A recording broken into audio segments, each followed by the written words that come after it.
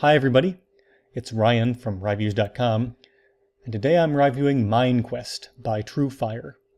MineQuest is an idle game, and this is the second one I'm doing in a two-part series of two idle games that I did back-to-back.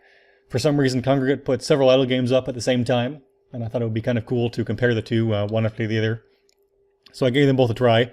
If you watched my wood clicker review, and there should be a link right now, you'll remember I said there wasn't nearly enough content to it, and it felt very short. This has a bit of the opposite problem, where it's a very, very, very long game where you can spend a lot of time doing pretty much nothing, but then there's still lots to do and there's lots of random little perks to it. So unlike lots of games like this, first off, so there's some different idle games. Let's start off with that, where like wood clicker, where there's like an action that's happening. Then you have something like Adventure Capitalist, if you've played it, where there's all these different kinds of upgrades, you're watching all these different little things that go on at the same time.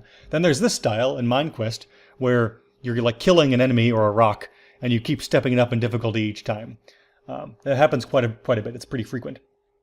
And essentially, what you're doing is you slowly attack higher level things and get more experience or money from them. But in this case, you get experience from killing stuff. You don't get money from killing stuff, and you use money to upgrade. So how do you get money? You have to sell the items you're mining.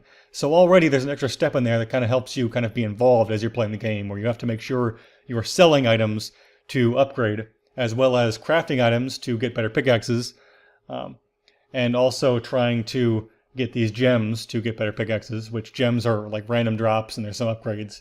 And then you also have to deal with the upgrades, where you have to choose which ones you want. There's a nice system about telling you which upgrades are cheapest, or which upgrades cost relatively low amount to the maximum you've spent. There's a little news feed on the right where you can turn on and off different pieces of it. It's a very nice game because it's very well put together, and it has some great management type things. If you're able to click away, as you can see here, you have a combo which will up your experience and damage that you're doing. So if you're able to click for a long time, you get rewarded for that. There's also, of course, idle damage, but there always is, a pretty good motivation to actually do clicking.